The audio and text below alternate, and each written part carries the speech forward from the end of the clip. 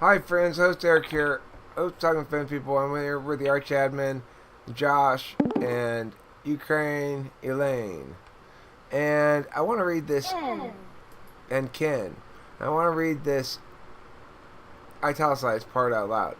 Fifth process, backup opposing personality. This is usually the first process to jump to defend us. If we are articulating our mission in response to an insult, it is this process that we use. When people hear remarks from someone whose dominant process is their fifth process, they often blow it off before it even registers. When people hear remark, that's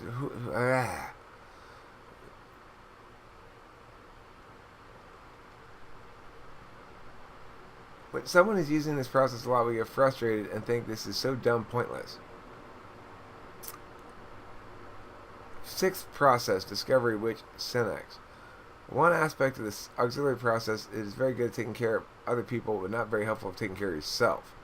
If someone is being taken advantage of, or if we feel stuck or powerless in any way, one solution is to tie down others so that they don't get in our way. The which accomplishes this by being viciously critical of others, demoralizing them, and stopping them in their tracks. When we see this process in someone else, we might interpret everything they say as criticism. Seventh process, humor, deceiving, trickster. Another way to respond to being controlled is to set double binding traps. If you intimidate the child, you get to deal with the witch and the trickster. Usually a significant part of someone's humor is about this process. We often distrust others when they are using this process. Eighth process. This is the most amoral of all the cognitive processes in our head, and a person's definition of evil is usually about this process. Often, our most painful, traumatizing experiences in life involve this process. This process is often an empty vessel where society pours its influence. Long-lasting hatreds also reside here.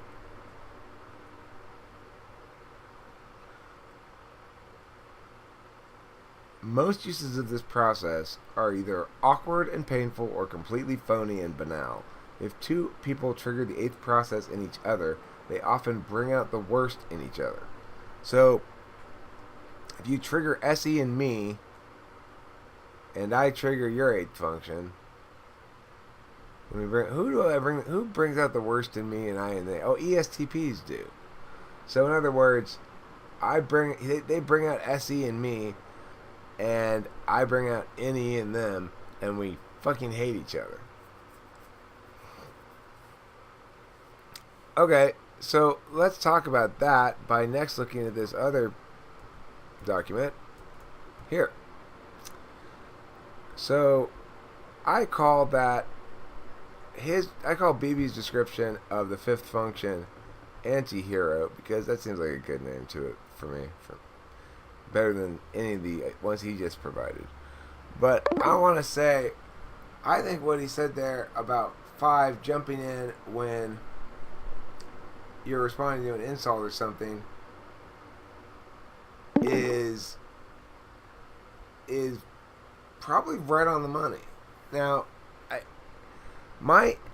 for me, NI, the extent to which NI is active, well, put it this way. When pressed on something such that I feel actually insulted, that I have to okay, well hold on, I need to win this thing. I need to step back and stop playing, because when I'm playing, I'm pretty careless. I'm wee, and then you realize, wait, you're not weeing with me. What's going on here? And when that occurs, then I probably do turn to things that are more heavily NI resonant, because I definitely become aware of concision or economy of language as a relevant factor in winning that thing. It's tricky for me to understand exactly where any TI combo with a bit of TE goal orientation and some and some good old-fashioned FE know-how accomplishes. Yeah, so that's NI. Okay, fine. But now let's look at what he said there about the sixth function. He said,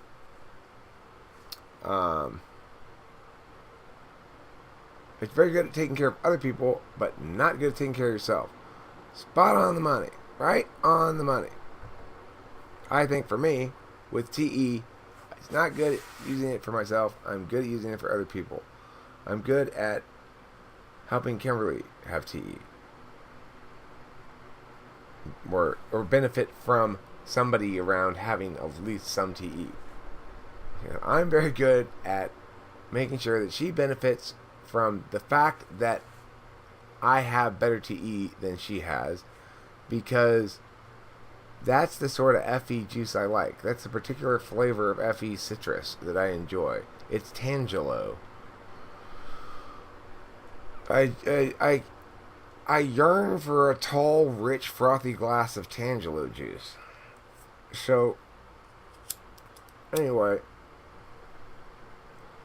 oh right, you want to go back to that other thing.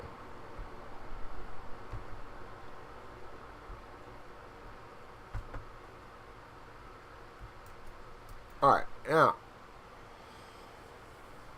6 they call witch because I don't know why. Oh, that's right. If you fuck with 3, you get the 6 and 7. You don't want 6 and 7 combined if you're dealing with an ENTP. You don't want to get ENTPs 6 and 7 combined.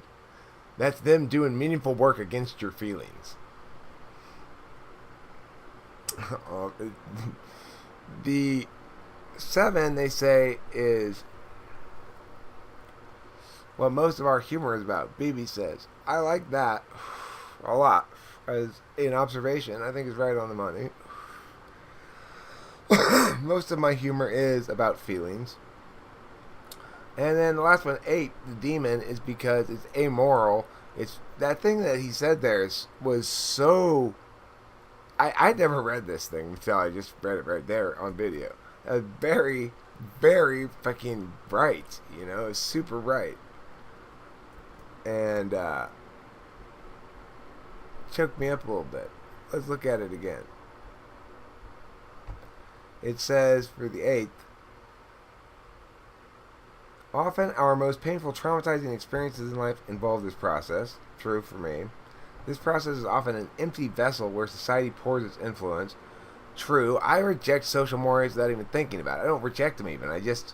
I'm surprised that anybody would consider that as a legitimate evaluatory metric. Except about SE stuff. I feel like, nuh-uh, I can too. It's fucking stupid. Anyway, long-lasting hatreds also reside here. Do you think my childhood encounters with ESTPs have been forgotten? I don't think so. Okay. I don't think so. Most uses of this process are either awkward or painful, yes, or completely phony and banal, yes. If 2 people trigger each other's 8th process, they bring out the worst in each other, yes. I didn't like how I acted with Ramsey last night. I turned into a fucking ESTP. See, here's the thing about it. I want to make this clear to everybody. Everybody may feel that way about the 8th function, but ENTPs are correct about it. That is the bad function. That really actually is the bad function. And it's empirically so, based on who's an asshole. So, I don't know, Bebee. You're probably an ENTP. That's probably why you think that. Here's what I put. I want to point out some things here from the Moisley text. Let's look at what the first function and such are. Okay, metaframe. That's really what the first function is, which means it's the frame you can't modify. It's the most meta of the frames of ontology. What that means is, as an ENTP, I can't conceive of being in an aquarium that doesn't isn't filled with the water of potentialities, ultimately everything either gets filtered through that, or it gets filtered through the only alternative I have to that, which is physical epistemology, SI. So when I'm traumatized or injured or harmed in some way, I go dry dock, right? I get out of the water of potentiality and I go to the water of introverted sensing. And I just remember what I know from physical epistemology instead of what I don't already know, which is what extroverted intuition is all about. 2, behavior. That's what I do all the time. It's TI shit. 3, scorecard. That's what I actually care about, whether you like me. 4, lack. That's what I don't have, and somebody else do that. 5, friend. I see NI as my friend. Says there, Bebee says, like, oh, it's the first thing that comes to your side when you get insulted. So, even though he usually doesn't name it something consistent with what I name it here, friend. Maybe I call it friend because I see it as jumping to my defense, and he calls it opposing self for some reason because it's the alternative approach to what one default uses. Because as a 7 first and as a hidden agenda FE person, obviously I have my ultimate methodologies, my ultimate goal being FE. My methodologies are generally merriment. I'm in Alpha Quadrant. I like things merry. So under normal situations, I'm not using NI because I'm not responding to something attacky. Anyway, enough about that. 6, foe. ICTE is the foe. He highlights the fact that it's the helper. It's both, right? So I'm helpful with 6. I don't like other people using 6. I see it as too much potential for abuse. 7, well, we know about that. I call it the ineffable one, the one that you really just can't get. And I call 8 automatic, which means it's like a machine that does shit that you just don't even like. Wow, I mean, I found that eye-opening reading that shit about SE right there, and now I feel it's not quite so automatic. If I think about it more, maybe I can figure some metacognitive backdoor. Also note here the second line, open frame. This is not correct. This should be closed frame. This one, you can't do work directly on that frame. Okay? The second one, you can do work directly on this process. 2, you can't do work directly on the process, but you can on the frames. The fourth one, it's mostly a frame. These are frames, these are processes foremost. They're both, but anyway, I didn't have room. I couldn't explain all that in the table. So the point is, the first identity of your fourth slot is as a closed frame. It's a frame that you can't work on. You know you're getting judged on SI grounds at your own SI's intuitive, inherent, epistemological, I know it kind of nature. So it's a closed frame. You can't change what counts as knowing something. And it is mostly a frame for you because it's your fourth function. However, you can, the processes which come secondary are open for 4. And the processes for 1 are open as well. Alright, so 5, the value is simply a good value. 6 is a bad value. 7 is bad value you're blind to. And 8 is a good value you're blind to. So, just a little exploration of slot mechanics. Hey baby, I think you're sexy. I wonder if you'd like to hear my lecture on slot mechanics. Is something one might say to a lovely lady at a symposium. Comments, thoughts, questions, concerns, queries, complaints? I have so many complaints. Yeah, but what's the thing with open and closed processes? Wouldn't it Oh, be the same for introverts and extroverts?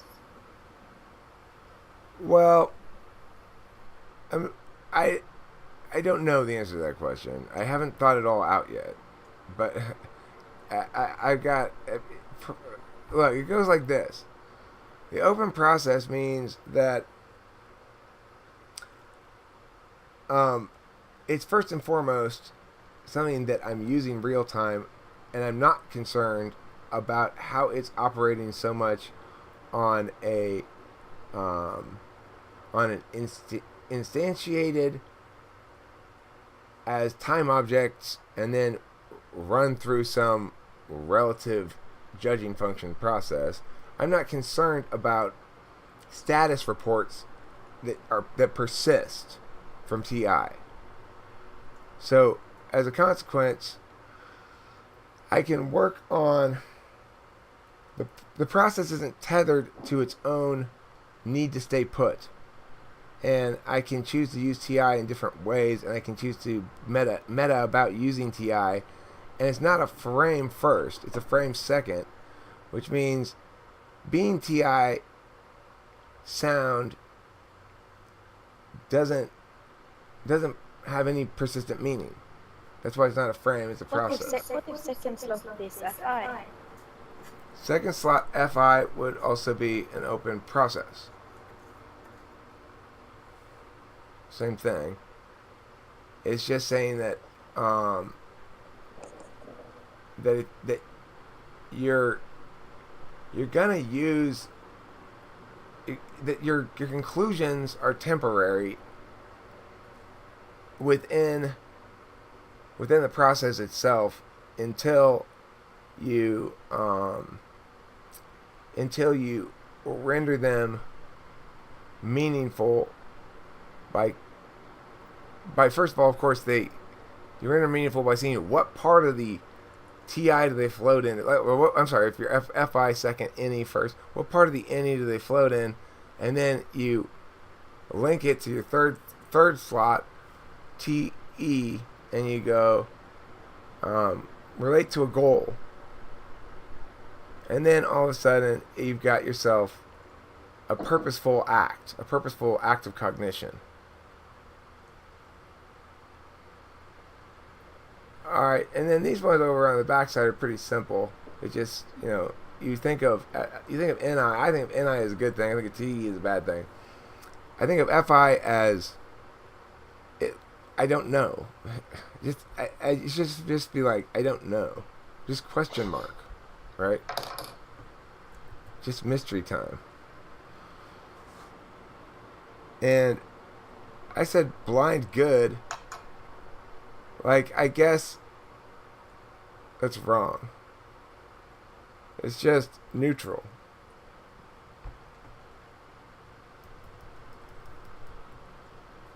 Just, yeah. I don't know what to put there. I'm not done with this thing yet. But does it not all get messed up with introvert and extrovert judging and perceiving?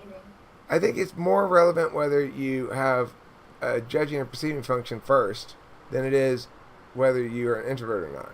So it's like, for you, TI DOM, it's going to be a closed frame. So that means everything that lands in your aquarium lands in TI water, no matter what. So it's always going to have TI goo on it. You can't get all the TI goo off of it ever. And no, but if it's closed, what is NE for? Well, for you, NE is an open process. But you don't use it like that. Because what I mean by open process is you can in theory NE about NE all you want. You can TI about TI, but you can't TI about TI enough to get out of TI. You can any about any enough to get out of any in theory, except you can't get at any that direction because it's all about more possibilities, so it's meaningless to even make the distinction. The reason being because any is a metaphysical action function. It's not a epistemology, and it's not a judging function. So in that capacity, you can any about TI, sure. Then it's not closed. Well, no, NE's not closed. TI is closed. TI is still closed because you can any about TI, but you're either NEFEing about TI or you're NETIing about TI, and either way, you go like, look, see, and you can change TI. I know, and look, so you change the TI thing, the TI instantiation, and you go, see, and it's still in TI water. Yeah, but how did it get in there? It's a closed space. The TI is a closed frame. It's the farthest frame. It's the frame you can't get out of. You can get out of all other frames by metacognition. What about the force slots? Oh, well, in that case, too? no, okay, that's the thing. It's a closed frame in conjunction with SI. For me, or for you, it would be it's a closed frame in conjunction with FE. You have to have the alternative for traumatized moments. So when Susie, if somehow Susie were stripped of all control in life, like she were to be kidnapped right now or something, if I were to go over there and kidnap her and I'd take off my mask, and it turns out that instead of me, I'm actually Adolf Hitler. I'd been preserved cryogenically, and it feels good. Yeah, let's go to Berlin. And I handcuff her, I toss her in the back of a van, and I'm driving around like this. She's rolling around. Ow, I'm hitting the wall, stop. And then what would happen is Susie would get schmoozy. She'd be like, hey, kidnapper, you are one special guy. I like you. Can we sit down and talk? Let's just talk for a bit. I am so demure. I love to defer to you. It's my nature. You got me. You found my core. I'm super deferential. I'm yours. I'm at your disposal. Please tell me how I can make you happy. And the kidnapper would be like, well, I really like that change of attitude. Undo the handcuffs and whatever. Just like, and then 6 hours later, he's really into Susie at this point. He's like, so anyway, that's when she left me, and I was just like, oh my god, that's the last straw. And then, boom, that fucking hammer, like the back end of a claw hammer, crashes through his skull right at that moment. Susie's back to TI again. Oops, where did FE go? Well, the problem's solved. She doesn't need to be an FE anymore. So I think that's how it would play out for you, right? You got two frames of reference. You're either pissed off at somebody for TI kidnapping you, trying to make you believe some bullshit, in which case you're throwing hammers left and right. Which don't... Yeah, what the fuck happened to us? What? I went to get pizza and somehow I missed Susie killing someone with a claw hammer.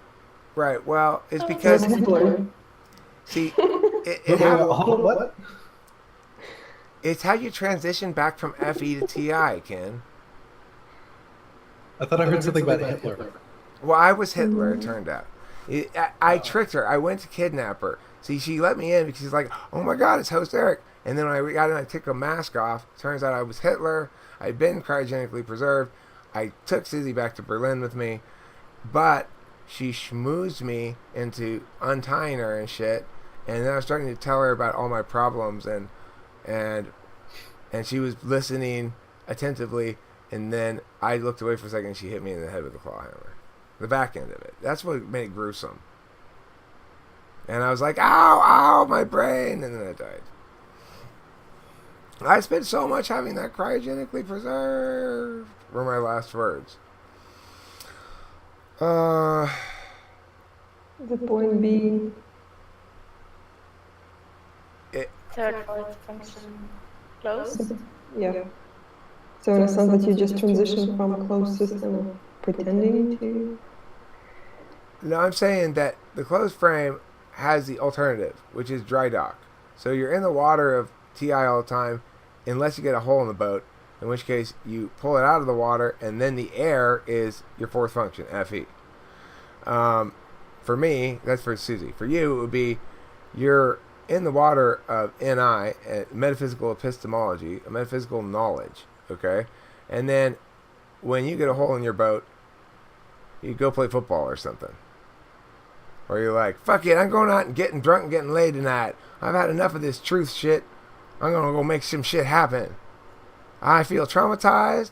I'm going to go fuck some people. I'm going to go play some football. I'm going to go push some people up against the wall and say, no, fuck you. I'm going to go get a badass car. I'm going to work on it. I'm going to be like, my car is more badass than you. This is when you're traumatized, Ken. Oh, okay. I was going to say, 'cause that sounds like me. When you're traumatized. Are you traumatized? Right, yeah. So it sounds like me. Ukraine Elaine, do you agree that that's what you do when you're traumatized? Do you go buy a badass muscle car and rev the engine? No, more like I stuff myself with food or do something like that. That's more SI. Stuff myself with food, or I don't know, go shopping and spend money when I wasn't supposed to. That's SE. Yeah. Things that I think are bad are SE. Cancer. How come is SE. How come is stuffing yourself with food at SI? Because that's attending to your physical comfort of your body. And that's introverted sensing's physical aspect. So everyone has, each of these has a physical aspect and a metaphysical aspect, but SI is a physical epistemology first and foremost. It's the way that we know things as concretely known that comes from physical realities, not metaphysical ones. So I know I opened this morning. I got out of the fridge and opened it this morning because I remember that happening in the physical world. I actually did it. I have mostly a two-element system of memory, a visual element and a narrative tag kind of an element where I can say, oh yeah, I got this out of the fridge this morning and opened it, refers to these things I did in the physical world, right? I'm not sure. I think that would be like eating on time, or I don't know, timely remembering something to do on time. But if you just stuff yourself with food, and for instance you're no longer hungry, but you keep pushing it, then that's a C, I guess. No, I mean, I don't think it is, because I see SE as about action upon two or more physical objects outside of you, whereas SI includes, in most considerations, in most capacities, your interaction with the shit directly, you and the thing. Like this cigarette doesn't interact with the world in any other way except through me, right? It's once I bought this box of cigarettes, its entire existence was as a referent to me. And that's the case because it has no awareness and it's unable to observe its own existence. I can observe its existence, and nobody else in general is going to observe its existence at all, and therefore it's not real to anybody else, except insofar as I make it real like this. So this cigarette, its entire existence, once I got the pack of cigarettes, its reality, the reality of this cigarette, is comprised of my interactions with it. And now it moves to Oregon and it decides to take advantage of their euthanasia laws up there. You lived a long and happy life, cigarette. You were a star for a brief moment here. You had such humble ambitions when they put you in that pack back there at the Philip Morris factory. Your name was Stirred. Stirred was not a name you chose, not a name you would have asked for when you were just a Marlboro 57, short, awkward, named Stirred. The other cigarettes, they'd make fun of you, but you grew up king size. You grew into that name. You say, I'm Stirred, damn it. Well, Sturt, you ended up being the most famous cigarette in the whole pack. Congratulations. I'm still trying to see the difference. Like, I don't know, if you engage in visual sex, for instance, like if it's a person, that's a C. If it's a doll, then that's Sex A. is a double. Sex is a double. You get SI and SE, but you could do it in two different ways. Basically, if you have sex like, sort of block everything out and focus on how good your body feels, like ooh, the moisture feels really good, then that's SI. If you're like, push me over and treat me like a slut, then that's SE or FE. Or if you're Have I left my mic on certain nights? or if you're like, So now, no, you just lie there and take it, homie. And he's like, slap him. And you're riding that cock. And you're like, fuck you, bitch. Slap his ass. That's SE. That's SEFE. Also, it's called being a psychopath. But I wouldn't imagine anybody ever actually doing that. But that's how I picture ESTPs during sex. They're like on top of some woman and like, man, yeah, fuck you, bitch. Come on your face, and you're like, can I call you? And he's like, yeah, I guess I might call you back. That's that's my caricature of SE males and females in general, and their goddamn stupid going along with SE males shit and like liking it and then rewarding it. Fuckers, I'm at war with the ESPs. Yes. Please tell us in greater detail how much you don't like SE. Yes, I don't like it that much. Mm-hmm. I would say on the flip side, people who might have roll any or whatnot might see it as like people who are just sort of like, no, just sort of goofing around. It's like, are you ever gonna get fucking serious? No, you're just gonna you're gonna keep playing. Okay, all right. Which character voice would you like me to use in response, Ken? Yeah, I get that. I do understand that the other thing about SE is it does comprise the weak spots of an NE Dom for sort of constitutional reasons as well. It's like SE is follow through. It is the follow through upon that which has already been completed in its metaphysical aspect. And in my model, everybody has, for each of the aspects of each function, one that they view as the absolute value and one they view as the instrumental value. So for me, SE's metaphysical aspect is the absolute value, and the instrumental value is the physical aspect. But I find that the physical aspect of using SE well, in other words, successfully implementing the physical aspects of SE in order to attain the absolute value of the metaphysical aspects of SE, that runs afoul of other absolute values in the stack that I prioritize more highly, and that are rendered mutually exclusive with the SE values frequently enough that I tend to view SE as just persistently the loser in every single value conflict.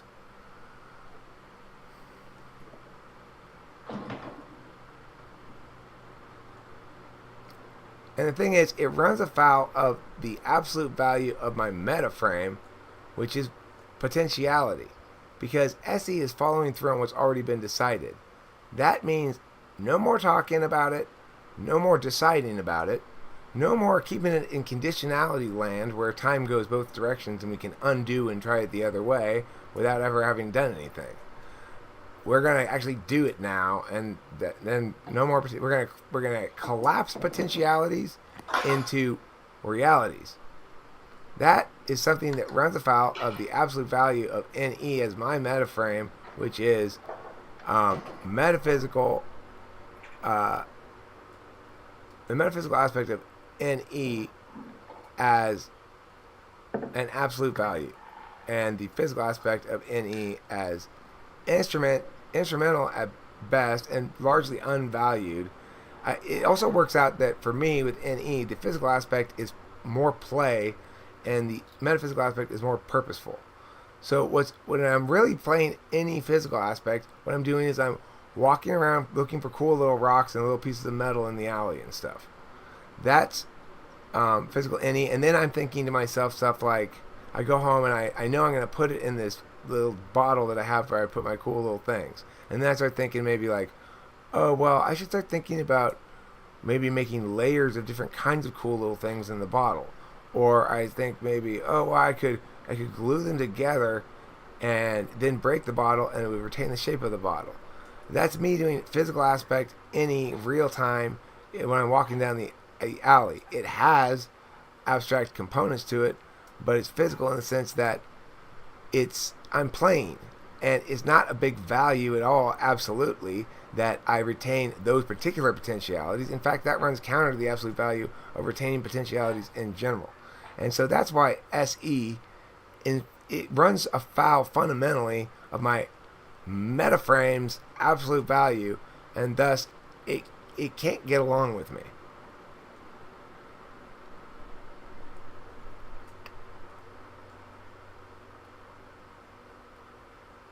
I think the system's coming together in my head now. I didn't know any of this before we made this video, so it's good stuff.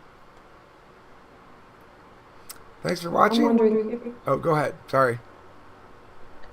like, if you take an example of a strategy, let's say it's a war, and you're just strategizing, so you're also implementing your strategy, and at the same time you're metacognating about it, what should be, like, what are the options here? So how would be SE related to this example? That's an excellent question, and the answer is, as an ENTP, I'm fundamentally tactical, and I prioritize maintaining tactical flexibility over any strategic considerations always, because my absolute value of my metaframe is to maintain a potentiality rich environment. And so this comes from talking with Kato. That's the link there to this Kato's video. So because that's my absolute value of maintaining potentialities, I'm a much better field general than I am a commander in an actual war. You wouldn't want me to be the commander because, well, I mean, you probably, I don't know. If it was actually an extended war, like we're gonna slog this out World War II style, you don't want me to be the commander. You want me to be a field general and give me lots of resources and lots of rope to play around. Now, it's because I like tactics. I don't like strategy because strategy renders things TE.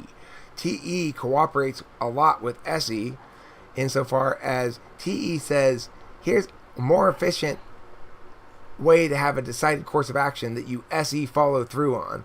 So when TE and SE get along well, then they make things that are both efficient and followed through on, and they're decided according to special interests. In other words, subjective interests.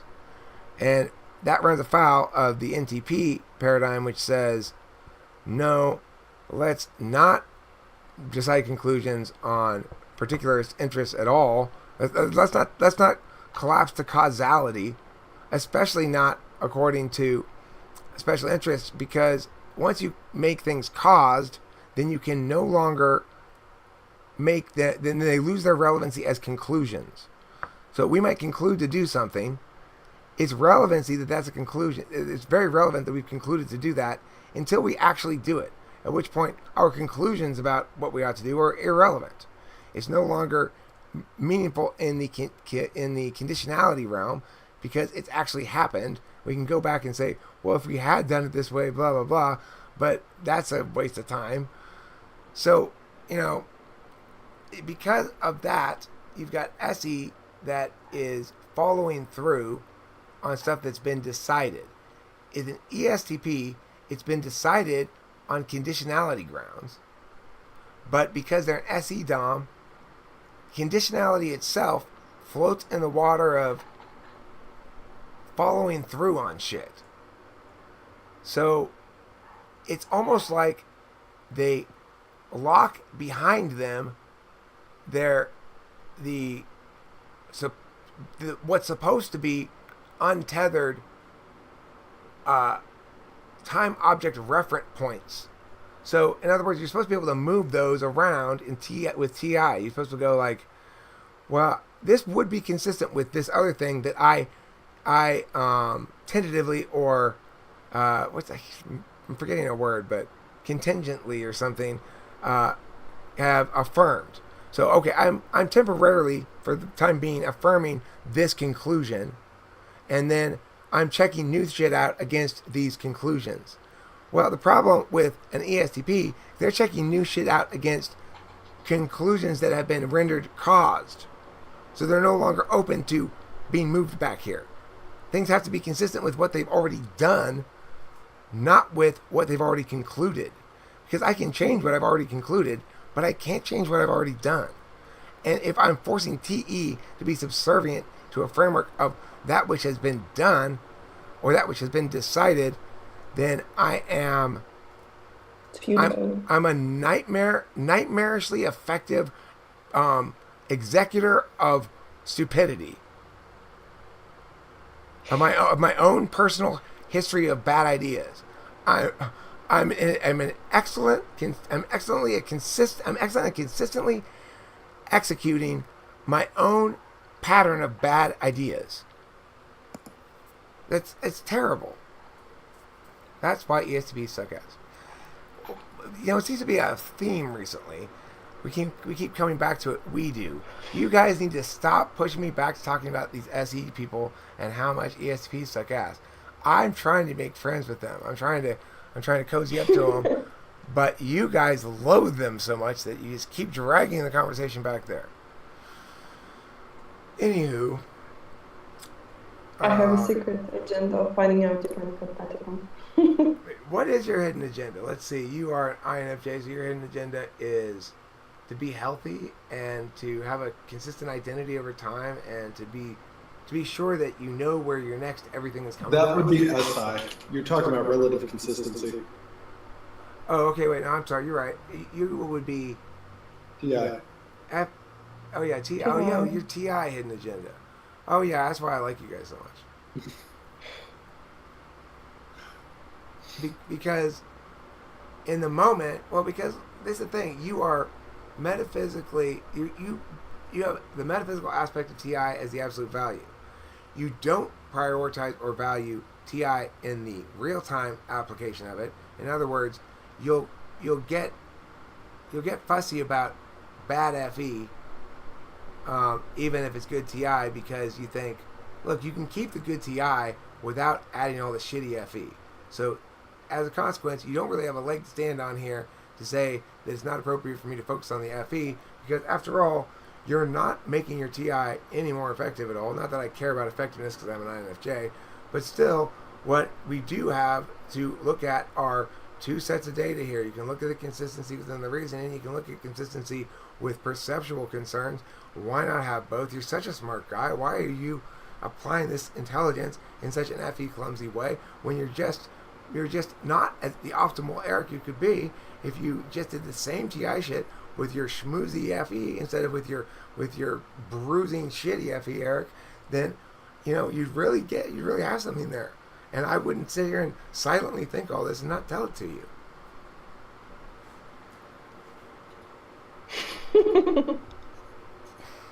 Right? That's why I love you guys. Because you do prioritize TI after you walk away from the conversation. What matters in the takeaway is not my bad FE for you. What matters in the takeaway is what it gives you for your hidden agenda. So just like me, what matters is not the bad FE in the moment. The fact that Mia is scowling at me is fine, as long as when they come back next time they think their takeaway was, wow, Erica's smart. Because I don't really care about being right, but I do care a lot about you guys thinking I'm super smart. That's why I do shit like this, so that you INFJs will be impressed with me. Yep. That works. That is how it works. I'm an expert, everybody. You should buy my expert books.